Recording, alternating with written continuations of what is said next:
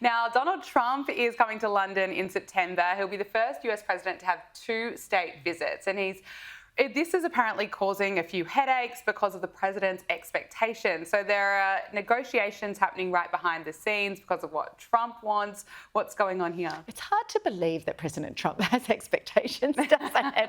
Look, he's, as you say, coming over in September, second visit. The thing is that what he would love, of course, is to visit Buckingham Palace and to ride down the Mall in one of those state carriages, which, of course, the Chinese president, Xi Jinping, he did that back in 2015 or 16, I believe it was. Now, anything that another president or prime minister does, Trump wants to do. The trouble with these carriages, though, is they don't have suitable armory, and obviously Trump is the greatest assassination risk probably in the modern world. So they can't get him in one of the carriages, but they've got to keep him happy other ways. So there's lots of that. He also can't go to Buckingham Palace because that's under renovation. But it's a headache for the palace, because when he came last time, the Queen, he was flying by helicopter between the palace and the High Commission where he was staying, the US Commission.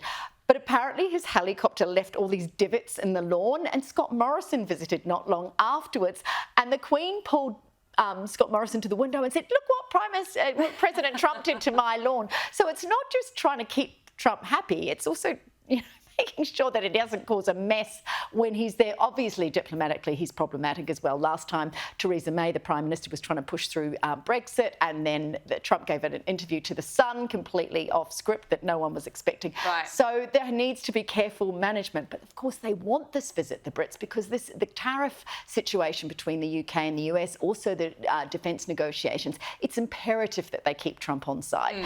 And, he's having a bromance with Prince William and King Charles, but it's got to be on his terms. So can you imagine being one of the aides working on this visit? You just wouldn't want to. You'd just be tearing your hair out. Yes, you wouldn't want to get it wrong, and there's a lot to juggle. But let's talk about what's happening in the world of entertainment. There's more shocking revelations coming out of Sean Diddy Combs' sex trafficking trial. We've now heard from Diddy's ex-girlfriend, who's been identified in court under the pseudonym as Jane. She's taken to the stand, and she's made more allegations that Diddy allegedly made her take drugs before having sex with a male escort. She also testified about Diddy's alleged violent behaviour, said that there was an incident where he put her in her chokehold, was kicking, punching her, really awful things coming out of this trial. Can you bring us up to speed? That's right. So she's, as you said, she's anonymous, and she's using the name Jane. She also, of course, she was there when Diddy made the video where he apologised to Cassie Ventura, another girlfriend, about assaulting her in that incredible video that we've seen many, many times. So look, all these layers and previous girlfriends are just stacking up and adding up. It marks a month on Wednesday, a month since this trial began. Look, there just seems to be more corroboration of the claims. And, it's really distressing hearing a lot of this evidence. Look, Diddy's pushed back on one witness saying that, her claims that he held her over a balcony should be a mistrial because that he couldn't have been in Los Angeles at the time, and the prosecution knew this. So he's always constantly, and his team are trying to muddy the waters along the way. But it's very compelling evidence at this stage, isn't it? I mean, only, as we know, allegations. But look, the fact that we keep... And look, I think, Gabriella, it's the fact that each allegation seems to mirror the previous one. So the evidence, it's aligned with each witness. So, I mean, an interesting case. We can never know a case until it comes to its conclusion. But, he'll have minimum 15 years if he's found guilty of these charges. Yes. Now, finally, there's been a major development in Justin Baldoni's lawsuit against Blake Lively, Ryan Reynolds and their publicist. A judge has tossed out the $400 million lawsuit, a major blow to Justin Baldoni. Blake Lively's lawyer says that this is a total victory, complete vindication. Can you tell us about this case? So this is a defamation case that Baldoni has brought against Blake Lively and her husband, basically saying that what they've said about him is defamatory.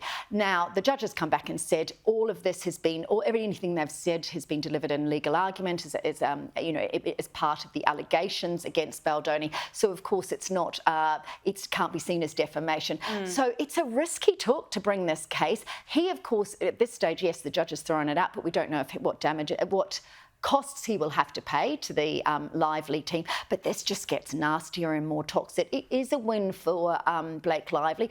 The case, the sort of bulk of this case, of course, with her allegations against him about what happened on set, about lack of consent, that sort of thing, that's still due to go to trial, of course, in March 2026. But the toxicity between this pair will mean that once we get to March next year, all eyes will be on that case. Absolutely. Angela Mollard, thank you so much for joining us. Thanks.